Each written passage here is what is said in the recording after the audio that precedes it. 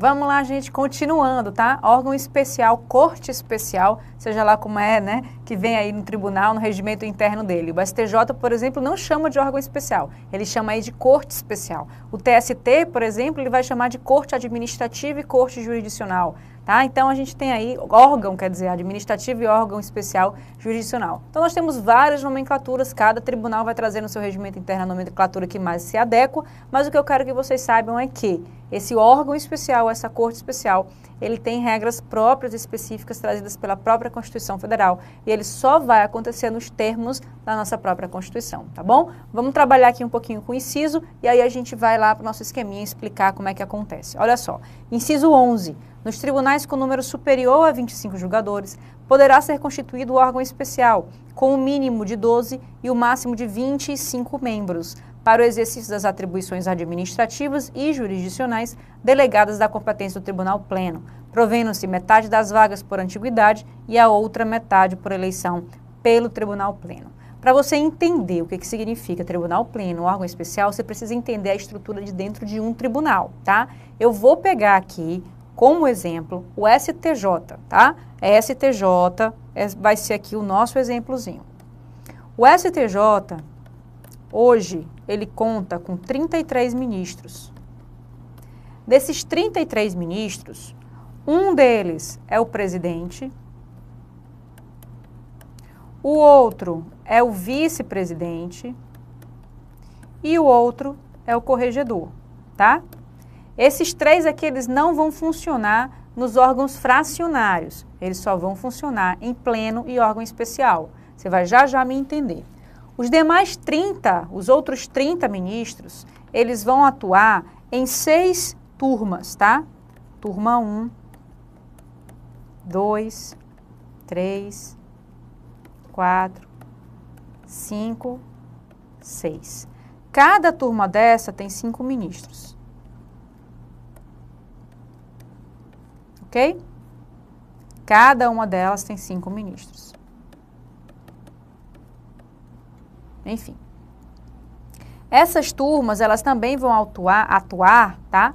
Juntas, nas chamadas câmaras especiais, nas turmas especiais, de deliberação que envolvem as matérias dessas duas. Por exemplo, direito penal, digamos que era a primeira turma e da segunda turma. O que tiver de divergência entre a primeira e a segunda turma sobre o mesmo assunto de direito penal, eu vou vir aqui para a minha turma, para a minha câmara especial, tá? Para a minha turma especial, que é como se fosse um órgão formado pelos 5 ministros de cada turma, onde eles irão deliberar juntos as matérias de divergências, tá? Então, eu tenho aí 10 ministros. Ok? Muito bem. Além disso daqui, além dessas formas de deliberação, tanto em turma como nessas turmas especiais, eu vou ter ainda, tá? A corte especial, que nada mais é do que o meu órgão especial. E fora, eu ainda tenho o Tribunal Pleno, que são os 33 ministros. Ok? Então, olha só o que eu estou te dizendo. Eu estou te falando que o STJ, que é um tribunal, ele não se manifesta de uma única forma. Eu posso ter manifestação de uma turma, eu posso ter manifestação dessa turma especial aqui, da Corte Especial e do Tribunal Pleno.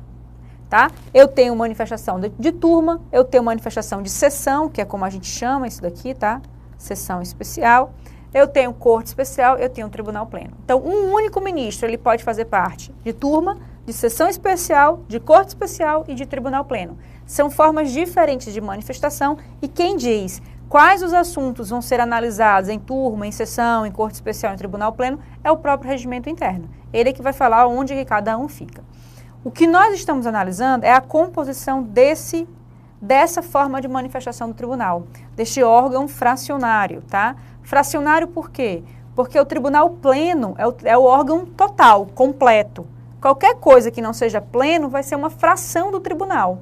eu tenho o pleno 33 ministros, o órgão especial só pode ter no máximo 25. Então, tem uma fração de membros do tribunal nesse órgão especial. As minhas sessões vão ter 10, é uma fração de membros do tribunal. A mesma coisa acontece com as turmas que também vão ter 5, é uma fração de membros, entendeu? Então, o que for órgão fracionário vai ter uma regra, o que for tribunal pleno vai ter outra. E o regimento interno vai dizer o que os órgãos fracionários fazem e o que o tribunal pleno faz, tá? Não é porque existe um órgão especial que eu vou deixar de ter um tribunal pleno. Não é porque eu tenho um órgão especial que eu não posso ter um outro órgão especial para tratar de uma outra matéria. Tudo isso a gente vai passar a analisar agora. Porque o que eu quero que fique na sua cabeça, pensamento fixo, forte aqui, analisando isso daqui, é o seguinte: o tribunal, ele pode se manifestar de várias formas. Ou através do tribunal pleno, ou através dos seus órgãos fracionários. E quem são os órgãos fracionários do tribunal? Não sei. Quem vai me dizer? O regimento interno daquele tribunal. Entendeu? Então, a gente vai falar de duas coisas. Ou tribunal pleno ou órgão fracionário. Tranquilo? Muito bem. Venha para cá. Nos tribunais com número superior a 25 julgadores, ou seja, nos tribunais com pelo menos 26 membros, vejam, pessoal, que é número superior a 25. 25 ainda não, tem que ser com pelo menos 26. E eu te aconselho fortemente a escrever o número 26, tá? Pelo menos 26, ou a partir de 26, não, porque o 26 não entra, né? Pelo menos 26 no teu material, porque senão vai vir muita gente perder questão, porque fica com o número 25 na cabeça, quando na verdade o órgão especial é com pelo menos 26 membros, tá? Então, nos tribunais com pelo menos 26 membros, poderá, ter muito importante para você analisar, poderá, não é obrigatório, não é dever, tá? O tribunal não está em omissão se não fizer. Isso aí, poderá, é uma prerrogativa que ele tem. Se for para fazer, faz, se não for para fazer, não faz, tá? Mas o poderá aqui não implica dever. Até mesmo porque a Lei Orgânica da Magistratura, que é anterior à Constituição, traz deverá. E isso foi alterado pela Constituição Federal, que trouxe aí uma faculdade. Então, nos tribunais com número superior a 25 julgadores, poderá ser constituído o órgão especial. Esse órgão especial, como eu já disse para você, tem o nome de órgão especial, de corte administrativa, de corte jurisdicional, vai depender do tribunal. Mas vamos usar aqui como gênero órgão especial. Esse órgão especial, ele vai ter pelo menos, tá? No mínimo, 11 ministros ou desembargadores e no máximo 25. Ou seja, ele não pode ter 26, porque a Constituição já elege o número de 26 como um número complicado para trabalhar em grupo. Tanto é que ela permite a criação de um órgão especial, de um outro órgão fracionário, tá? Tá vendo aqui, ó, número superior a 25 julgadores é 26. Então, o meu órgão especial, ele vai ter até 25. De 11, tá? Até 25 julgadores. Para o exercício de quê? Das atribuições administrativas e jurisdicionais. Na verdade, é administrativa ou jurisdicionais. Usa-se o I porque ele pode receber as duas, mas se for para receber só uma, não tem problema nenhum, tá? Como acontece no STJ, que eu tenho o meu órgão especial trabalhando só com atribuição jurisdicional e o pleno ficou com as atribuições administrativas. Não tem problema. Posso manter o pleno com as atribuições administrativas e jogar as jurisdicionais, por exemplo, para o órgão especial. Ou eu posso entregar para o órgão especial, tá? Como acontece no TST, eu vou ter aí uma corte jurisdicional e administrativa e cada uma atua trabalhando com a sua matériazinha. E ainda tem o pleno, tá? Fica aí com alguns resquícios. Então, para o exercício das atribuições administrativas e jurisdicionais delegadas da competência do tribunal pleno. Aquilo que era para o tribunal pleno fazer, quem vai fazer? O órgão especial. Quem diz, pessoal, o que o órgão especial vai fazer é o regimento interno. Quem diz o que o tribunal pleno vai fazer é o regimento interno. E quem aprova o regimento interno de um tribunal, não sei, é o regimento interno também que diz. Então, aquele órgão, né, que é responsável pela aprovação do regimento interno que vai ser responsável pela aprovação do que o órgão especial vai fazer e o tribunal pleno vai fazer, tá certo? Tudo é regra de regimento interno. Agora, o inciso 11 vai dizer que metade dessas vagas é provida por antiguidade e a outra metade não fala em merecimento, porque não é merecimento, é antiguidade e a outra é por eleição do tribunal pleno. É livre, tá? é livre para ser defendida, para ser aí, de alguma forma, ocupada. Pode ser por antiguidade? Pode ser também por antiguidade. Eu tenho vários tribunais que todo o órgão especial é por antiguidade. Tem algum problema? Nenhum. Porque a Constituição exige que pelo menos a metade seja por antiguidade. A outra metade é a eleição do Tribunal Pleno. E o Tribunal Pleno pode simplesmente aprovar que essa outra metade vai ser por merecimento, vai ser por antiguidade também, vai ser formada pelos últimos 4 presidentes do tribunal, enfim, vai depender aí do regimento interno, é ele que vai definir. Para a tua prova de direito constitucional, o que mais vai cair na tua prova é realmente o texto do inciso 11, e é isso que eu quero que fique claro na sua cabeça.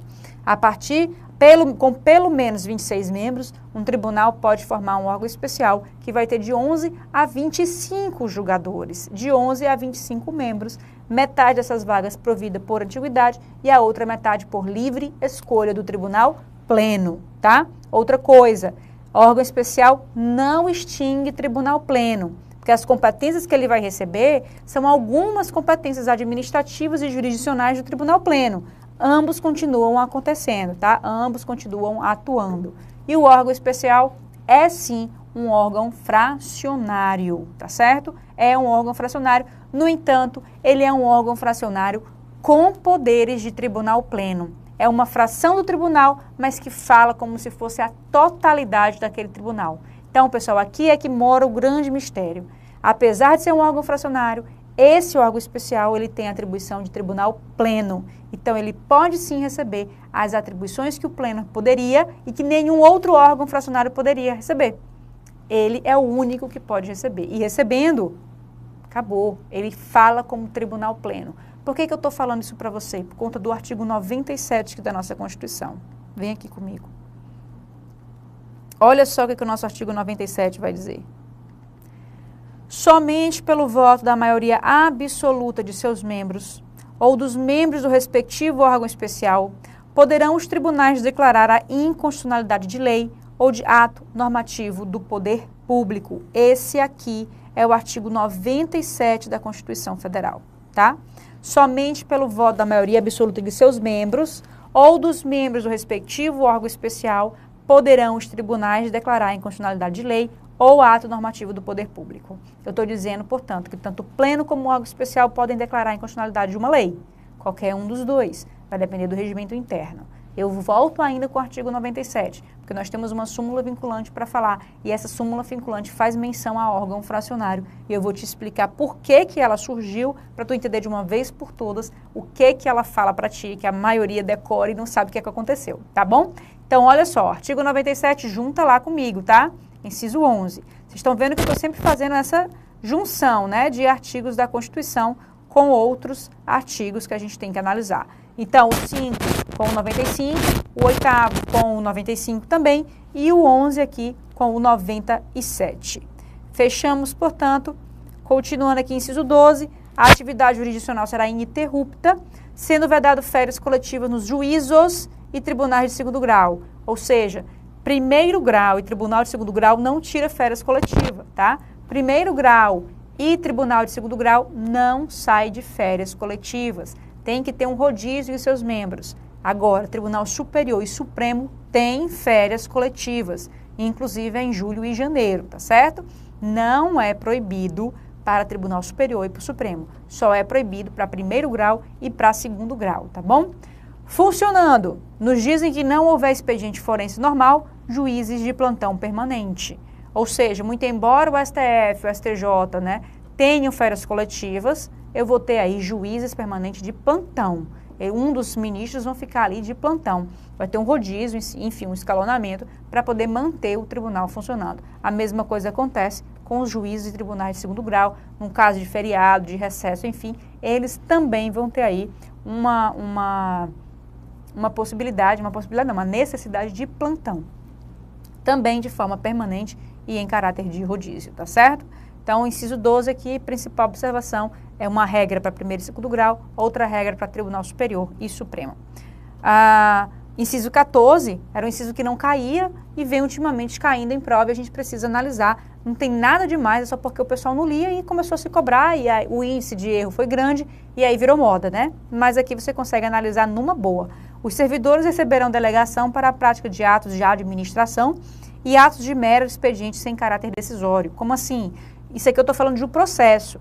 Dentro de um processo, quem se manifesta? O juiz e as partes. Mas o juiz poderá delegar, tá, para um servidor dele atos de administração, que seria dele, ou atos de mero expediente sem caráter decisório, tá?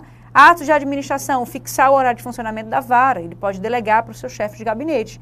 Ele pode também delegar para o seu chefe de gabinete ou para o secretário, para o diretor da vara ali, um expediente no próprio processo, tá? Aqueles de mera movimentação, fazer a conclusão do processo, mandar a parte se manifestar, enfim, coisas normais de trâmite normal, sem caráter decisório, sem dizer você pode isso, você não pode aquilo, tá bom? Então, se não tiver caráter decisório, pode sim o servidor estar ali praticando aquele ato. Inciso 14, portanto, tá?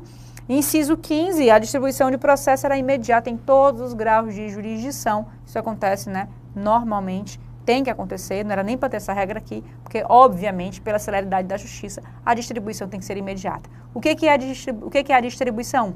É encontrar um juiz responsável para analisar aquele processo. Se eu tenho que ter uma justiça célere, obviamente que essa distribuição tem que ser imediata. Não pode estar aí esperando, né, nenhum tipo de despacho, enfim. Tem que chegar ao processo e encontrar já um responsável pela sua leitura. Ok? Muito bem. O artigo 94, pessoal, vai falar do chamado 5º constitucional. Bota aí no teu caderno mais um tópico referente ao 5º constitucional. Olha, abre, tá? Para a gente começar a conversar sobre ele. Olha aqui o que o artigo 94 vai trazer para a gente. 1/5 dos lugares dos tribunais regionais federais, dos tribunais dos estados e do Distrito Federal e Território será composto de membros do Ministério Público com mais de 10 anos de carreira e de advogados de notório saber jurídico e de reputação ilibada com mais de 10 anos de efetiva atividade profissional, indicados em lista sextupla pelos órgãos de representação das respectivas classes. Ok? Parágrafo único. Recebidas indicações, o tribunal formará a lista tríplice, enviando-a ao Poder Executivo, que nos 20 dias subsequentes escolherá um de seus integrantes para a nomeação. Arsênia, só tem o artigo 94 falando sobre 5º constitucional? Não. Venham aqui comigo. Eu tenho que descer até o 104. Tá? Vamos falar do 5º constitucional também do STJ. A gente vai encerrar tudo sobre 5º constitucional. Vai ficar craque em 5º. Supremo.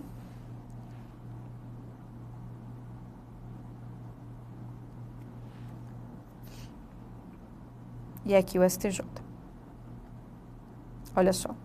Os ministros do Superior Tribunal de Justiça serão nomeados pelo Presidente da República dentre brasileiros com mais de 35 anos de idade e menos de 65 anos, de notável saber jurídico, reputação ilibada, depois de aprovada a escolha pela maioria absoluta do Senado Federal. Sendo 1/3 dentre juízes dos tribunais regionais federais e 1/3 dentre desembargadores dos tribunais de justiça, indicados em lista tríplice elaborada pelo próprio tribunal. Promoção. E o inciso 2º, 1/3 em partes iguais entre advogados e membros do Ministério Público Federal, Estadual, Distrito Federal e Territórios, alternadamente indicados na forma lá do artigo 94. Então, no teu caderno, tu vai colocar aí 5º constitucional, artigo 94, artigo 104, inciso 2º e mais, ó. Vamos lá para o artigo 111, que fala da Justiça do Trabalho. 111A, olha aqui, ó. O Tribunal Superior do Trabalho compor-se-á de 27 ministros, é um número fixo, escolhido entre brasileiros com mais de 35 anos e menos de 65, nomeados pelo presidente após aprovação pela maioria absoluta do Senado, sendo 1/5 dentre advogados com mais de 10 anos de efetiva atividade profissional e membros do Ministério Público do Trabalho com mais de 10 anos de efetivo exercício, observado e exposto no artigo 94. Os demais, os outros 4/5, dentre juízes dos tribunais regionais do trabalho, oriundos da magistratura da carreira, anota, sublinha, deixa isso aí bem claro, indicados pelo próprio Tribunal Superior. Vamos lá? Lemos todos os dispositivos da Constituição, vamos agora para o nosso esquema, para a gente poder trabalhar com isso bem direitinho. Olha só o que acontece. Mais uma vez aquele nosso organograma que você já decorou, tá?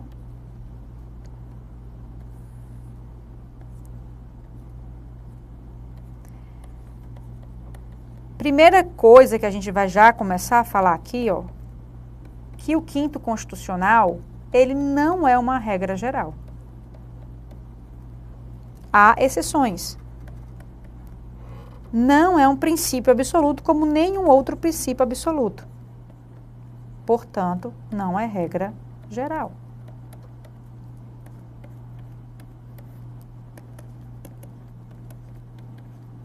Na nossa primeira aula, eu te disse que a regra de acesso aos tribunais era por promoção desses juízes de primeiro grau. Eles viriam promovidos, não era? Por antiguidade e merecimento, até chegar aí no tribunal.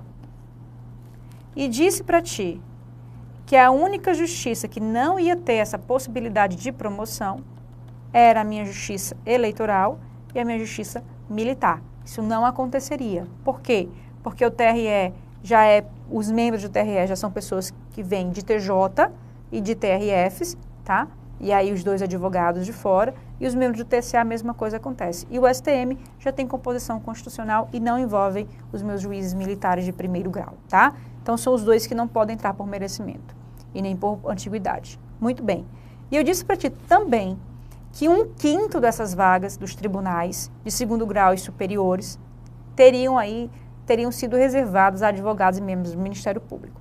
Ah, outro tribunal que também não tem quinto constitucional é o STF, né? Como eu falei para vocês, o STF também não tem quinto constitucional. Ok?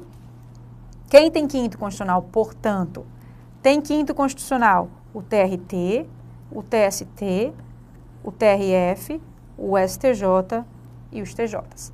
Esses são os tribunais que têm quinto constitucional. Ok?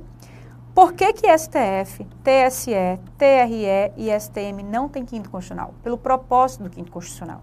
O quinto constitucional ele serve para dar uma heterogeneidade na mentalidade daquele tribunal, para que ele não fique formado apenas por juízes, para que eu traga outras cabeças, outras realidades para dentro daquele tribunal, Ministério Público e advogados.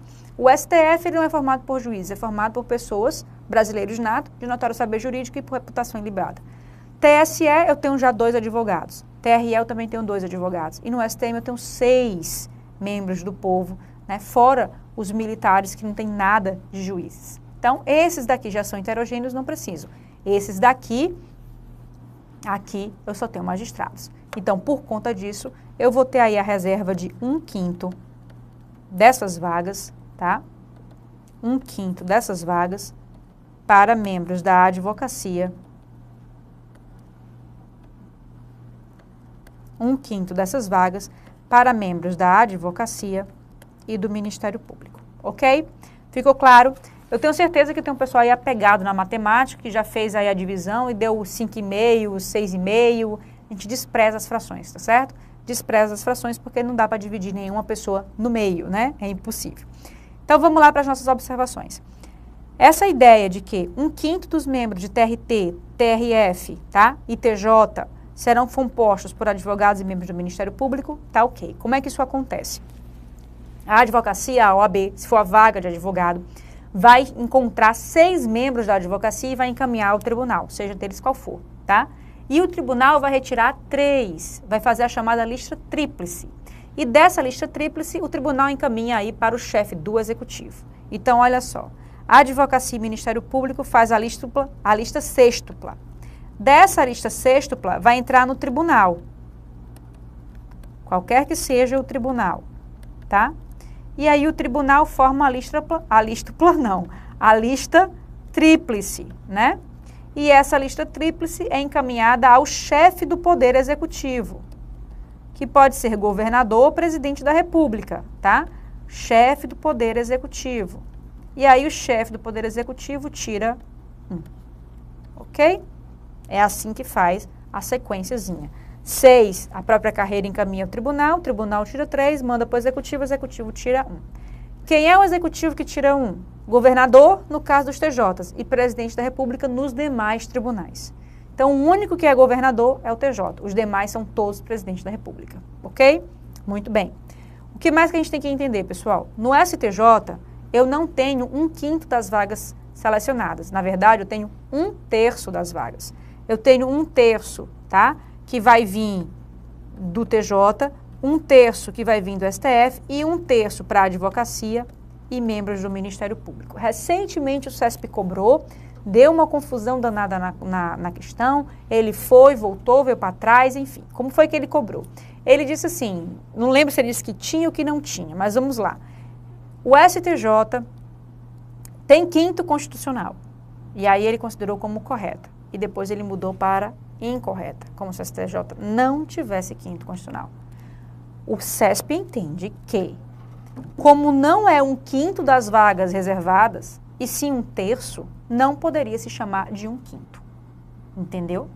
Não se poderia chamar de quinto constitucional. Então, o STJ, para o CESP, tem outra coisa, mas não tem quinto constitucional. Tem um terço constitucional, vamos colocar assim. Ele não disse isso, é o que estou falando, né? Mas para o STJ, a reserva de um terço das vagas tiraria do STJ o Instituto do Quinto Constitucional, trazido pela Constituição Federal. Seria algo diferente dos demais tribunais. Eu quero que isso fique claro na sua cabeça. O STJ não tem quinto constitucional. Muito embora isso me doa, remoa dê um negócio ruim, porque é uma coisa realmente sem sentido na minha cabeça. O Instituto é o quinto constitucional. O Instituto é a reserva de vagas para membros da advocacia e Ministério Público. É isso que importa. Se é um quinto, um terço, metade, o que for, isso é outra história. O nome quinto vem já de uma tradição antiga. É a mesma coisa de você falar de quarentena e achar que vai ser sempre 40. E não é. Por exemplo, quando um membro sai do Poder Judiciário, ele fica de quarentena, mas ele fica 3 anos sem atuar no juízo de onde ele saiu. Mas o nome é quarentena. E aí? Mudou porque é 3 anos? Enfim, não importa as minhas críticas, né? Como diz a professora Malu, é a mesma coisa que nada, as cabras pastam na minha frente, é a mesma coisa que nada, né?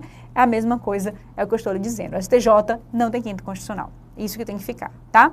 Em relação ao TST, é aquela nossa outra observação. O TST, ele vai ter quinto constitucional. Ele vai ter 1/5 de suas vagas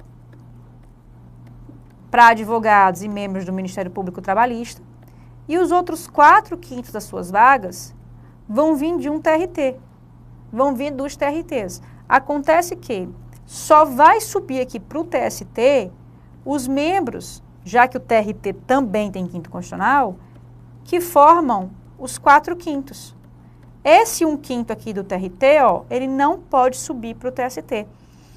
Ou seja, se alguém entrar no quinto de um TRT, como advogado ou membro do Ministério Público, lá ele fica. Ele não tem como ser promovido para o TST.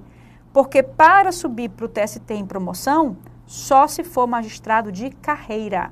O pessoal aqui da Justiça de Primeiro Grau, que subiu para o TRT e compõe esses 4/5 aqui.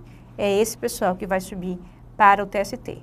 Vou tirar a Justiça Trabalhista aqui só para você ver. Só ela, tá? TST. TRT e o juiz trabalhista. O juiz trabalhista, pessoal, ele vai vir para o TRT, promovido por antiguidade e merecimento. E os membros do TRT podem subir também para o TST, promovidos por antiguidade e merecimento. Ficou isso claro? Muito bem. O TRT ele é composto por esses juízes trabalhistas, tá? Esse pessoal aqui, que representa 4/5 da sua composição, mas ele também vai ser composto por 1/5 formado por membros do Ministério Público e da Advocacia. Ficou claro? O TST também é formado por membros do TRT que representam 4/5 dos seus membros. E ele também vai ter 1/5 de membros do Ministério Público e da Advocacia. Ok? Acontece que esses 4/5 aqui que vêm para o TST, oriundos de um TRT, só podem sair dos 4/5 do TRT que vieram oriundos de um juiz de trabalho, ou seja, da magistratura de carreira. Jamais esses membros que estão aqui, ó, pelo quinto constitucional do TRT, irão subir para o TST. Não vão. Esse quinto que está aqui no TST, o TST tem quinto, é um quinto que entra no TST como membros do Ministério Público e da Advocacia.